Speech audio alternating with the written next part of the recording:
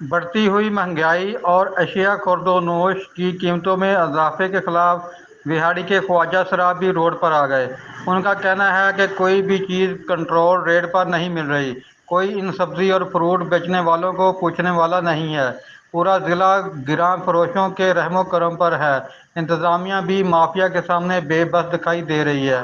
جی ناظرین، بڑھتی ہوئی مہنگائی اور اشیاء خورد و نوش کی قیمتوں میں اضافے کے خلاف بہاڑی کے خواجہ صاحب بھی روڈ پر آ گئے۔